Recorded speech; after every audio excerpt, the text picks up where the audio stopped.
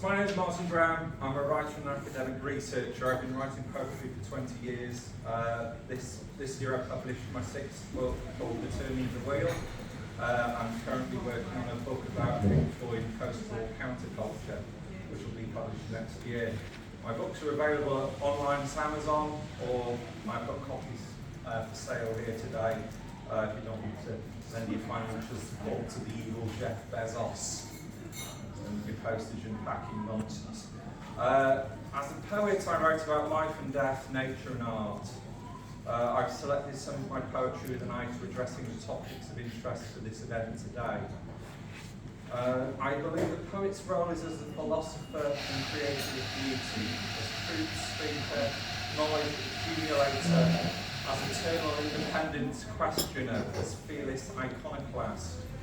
Like the ancient bards, the modern poet provides an affirmative voice to our human endeavours and achievements, and our voice to our latent potential as human beings, not in warfare, politics, science, religion or consumerism, but in celebrating our transcendence of such petty objectives. The world's undergoing a revolution at the moment, not that you'd notice it from the information we're presented with in the mainstream media.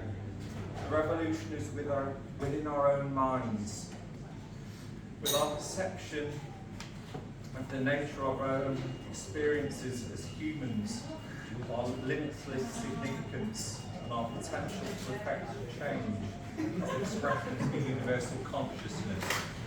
That's where I'm coming from. I'll read you a selection of my poems.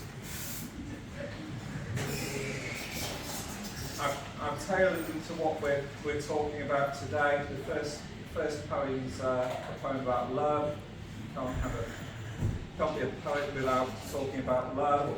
It's very important. This poem is just called Love. I make love to you, and you to me. We be.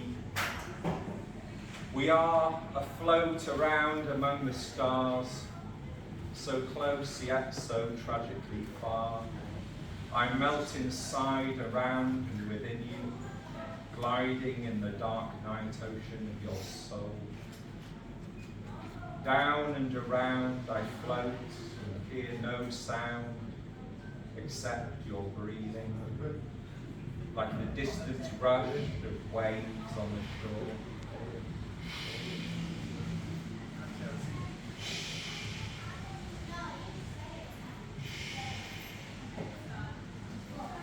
Go to sleep and give your dreams wholly to me. Swim the ocean of your soul, give yourself up to the sea. Like a lunar gymnast, I give myself up to the rhythms of you, floating in pure joy.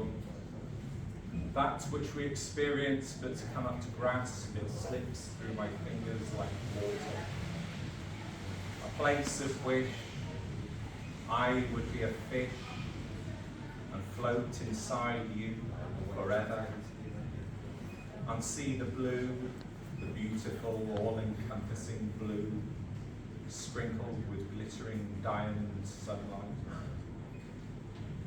I would glide and move so perfectly within you, I would become water, an idea within your soul with all the bright neon-coloured fish which flit and dart like lightning ballet. I'm floating around and down. I wheel around. There is no sound except the gentle brush. I drown. In you I flow. I die. I die. But what a way to go. Brilliant.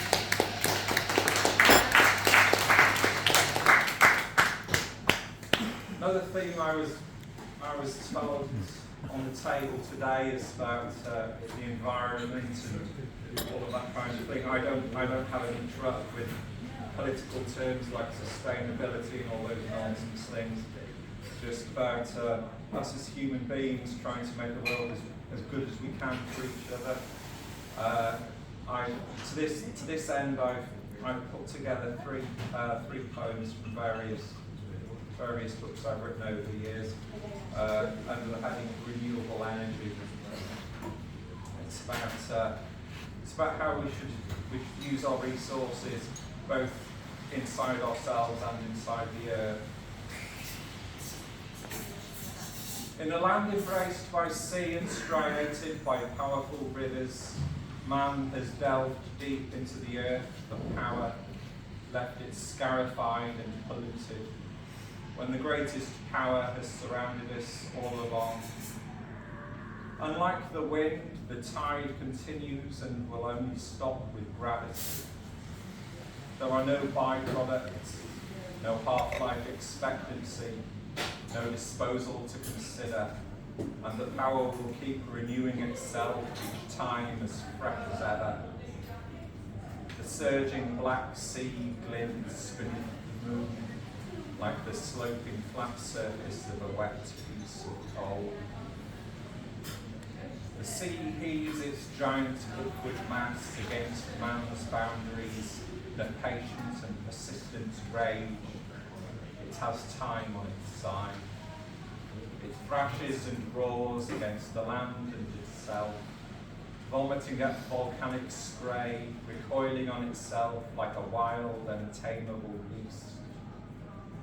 Yet these fearful actions themselves are determined by even greater forces in the vast, dark distance above. If God looked on his universe, imagine what he'd see. 1,000,000 billion tiny points of light, each a galaxy. And within each tiny point of light, 1 billion more he'd see. And of 8 billion dots on one of those, one might be you or me.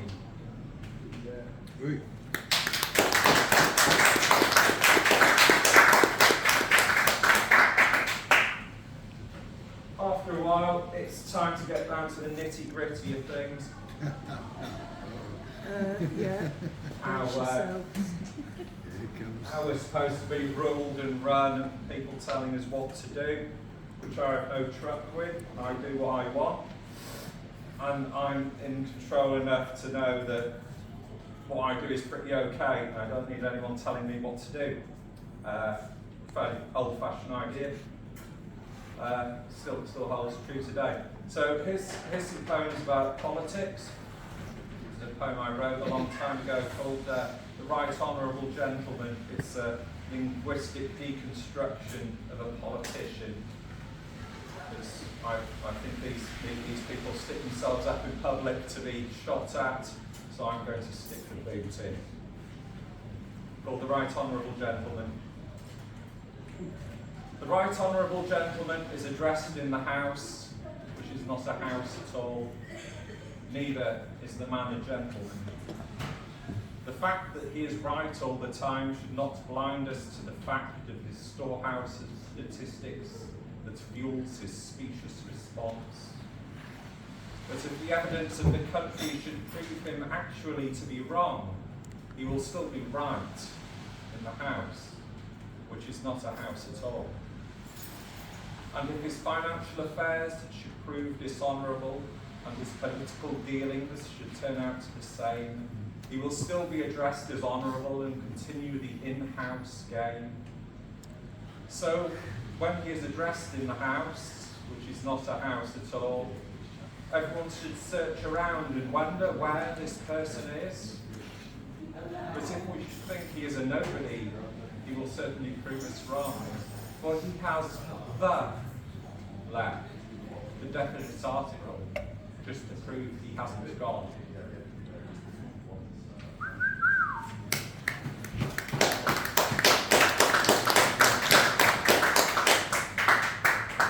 That was rather general. And I did promise that I'd stick the boot in, so this is getting a bit more specific. We have a big, it's like politics is like the generation going, we have a big conveyor belt of these idiots and fools who presume to tell us what to do, and that they know better than us and how the world works and everything. One of the biggest frauds of recent times, who's largely overlooked, was Barack Obama, the President of the United States. So I wrote a poem about him called Barack. This is my deconstruction and kicking of him. Barack. His vocal pen goes snipper-snack on Tuesday morning, so signs Barack with lethal pen and sends the boys to war again. Just like Bush had done before and Trump did after, the soundtrack of missiles, machine guns and insane laughter.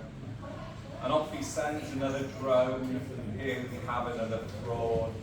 Let's see what Wall Street's money bought. A cocaine smile, another war, another lackey, another whore, though more convincing than before, because he's black. Give us hope, believe in change, press the button and rearrange the features of another place, and the lives of other people, brown, not black lives he ruins, thus does Barack. Wow.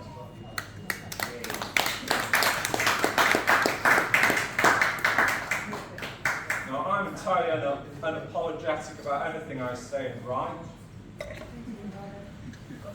because that's what the poet's job is, to stick it in your face, see what you make of it. Not to tell you what to think, but to tell you what I think.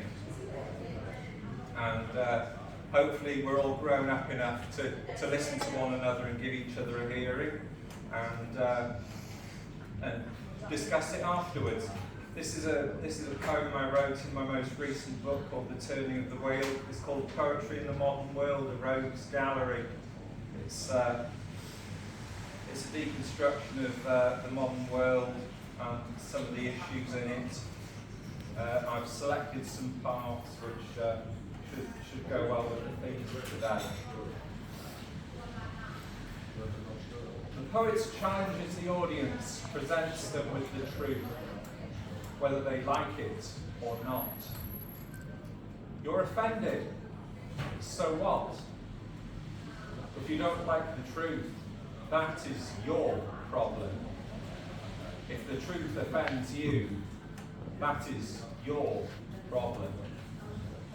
For if poets sit around in shady bowers, serenely contemplating flowers, or the silver moon in balmy June, then eventually we will all become irrelevant, like desiccated dog turds be scattered by the wind. And if you're offended, ask yourself why. Have I challenged a cherished belief? Do you abhor debate? But why? Does it probe an open wound in your psyche like Jack's knife probed the entrails of the poor, in the darkest corners of the poorest and most embarrassing areas, revealing the raw scarlet secrets of your inner self? Why is it there? What did you do? Are you scared to confront it? So you stick to the wide, comfortable, well-lit avenues?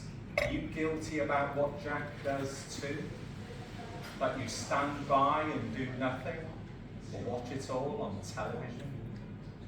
The stinking, piss-soaked alleyways and cobbled back streets of the greatest city on earth, and that you have forgotten or pushed it aside. But it is your problem too. The poet confronts you with this. I write a poem about politics and start it with Jack the Ripper. I needed to find someone with a similar disregard for ordinary human life. And we know as much about our politicians as we know about Jack. Just some names, some photo opportunities, myths, hiding the truth that lies in the shadows, in the back alleys and narrow passageways where people seldom tread, where Jack's career flourished, where he did his best work. But what is the real difference between the two, other than a question of proximity? Blood on your hands, two different ways. Death by remote control, press a button, give the nod, and another dozen brown people bite the dust in the Middle East. For the politician is a coward, an institutional murderer, a drone-operating, troop-deploying, remote-controlled psychopath. It was probably a politician who triggered Jack, a bit of Fenian blowback, perhaps. Was he a product of our own politics, just like today's terrorists? Each victim had a job which paid them a pittance and kept them selling the only thing left. Recognise that? But Jack sold his soul. How do the politicians? Jack is a myth, a shadow of a darker shadow which merged seamlessly into the corrupt, foul shadows, not street-lit. The only flash of light is vocal blame when snipper snack until we buried it in someone. In the time since, much has changed. Our leaders haven't. Nor has their funny little game, the ruling class protecting itself again. But we have progressed, no more hustings or old Sarahs. Instead, corruption has scurried cockroach-like into the dark corners of Jack's territory, which blinds us with neon and glitter like a Las Vegas whore, and we no longer have to look the victims in the eye. Herod also washed his hands in the Middle East, though he didn't murder as many as Blair and Bush, Cameron and Clinton, Obama and May. And if a party manifesto were legally binding, they would all be locked away. But they make the laws, and they make them for us. If Jack was one of us, he would have been caught and strung up. His myth is the art of cover-up. But for both the politicians of today, Johnson, Trump and May, and the police hunting Jack, plodded along in disarray, respected as authority, derided as fools, as the evidence piled up that went missing when required. But you voted for them. Think about that. In every election for the past 300 years, we have voted in the most incompetent, unrepresentative politicians it is possible to imagine. And we still complain they are not doing their jobs. But perhaps they're doing them very well, just like Jack did in his twisted, mangled way. And the politicians all have their tickets for the climate change gravy train, claiming that the climate changes because cows' arses produce methane. But when the atmosphere is 78% nitrogen and 21% oxygen, and the evil CO2 makes up only 4% of what is left, then how big can the shoes be that leave our carbon footprint? And how much damage can a few billion cows' arses do? Not as much as politically motivated bullshit science does, certainly. But on rolls the brown train, and eventually we can't tell the difference between the gravy and the bullshit. But Al Gore says, reduce your carbon footprint and increase our profits. A $1.7 trillion per annum gravy train. But Al Gore won an Oscar! Al Gore won an Oscar! But here's an inconvenient truth. Al used footage from a 1950s B-movie in his Oscar-winning film and kept it dark like Jack. Another inconvenient truth is that Al Gore is an oil man. So fly away, Al Gore, as you often do in your private plane. I guess he thinks his carbon footprints will be reduced if he spends most of his time in the air. And on the day after tomorrow, the sea level hasn't risen, and the Maldives aren't underwater because the ice caps didn't melt. The snow remains atop Kilimanjaro, the polar bears are fine, and Al has profited handsomely. He will soon be the first carbon billionaire, so he bought a beachfront home in California. But there's a polar bear trapped on an ice floe surrounded by sea. But could it be that it is spring or summer when the ice pack melts? But polar bears can swim, amphibious bears who can swim 100 miles, and the northern pole is an ocean, and when it's cold it will freeze over again. But we feel sorry for the polar bear. It looks like the one atop a fox's glacier mint, perhaps an anthropomorphic foreshadowing of our own fake fate. Predictive programming, Lippmann and Bernays, the faint strains of a disco beat are wafted to us from a distant cemetery. But we are supposed to believe the apocalypse is coming, but this is an apocalypse of knowledge. And lo, a fifth horse arrived, and on him sat ignorance, force-fed by the gravy train until he is fat. He is fat and happy. He has big plasma TV and an even bigger car which shines like the light from the Lord above and puts him one step ahead of his own vanity and the jealousy of others. And he has swallowed it. He has swallowed it all, and he wants others to be jealous. And if you can't find them, he will create them. Dumb them down, fire the starting pistol, and begin the human race to ignorance. All their insecurities make them weak, and they are designed to be weak, ripe for the plucking. Jack is on the prowl again, but if ignorance is strength, we'll take refuge there.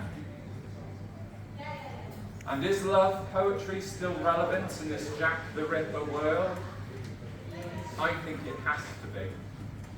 And if it isn't, then we need to make it so again. Sadly, Spike Milligan was right. Beauty is in the eye of the beholder. Get it out with Optrex. How much harder is it to love someone when neither party knows who they are?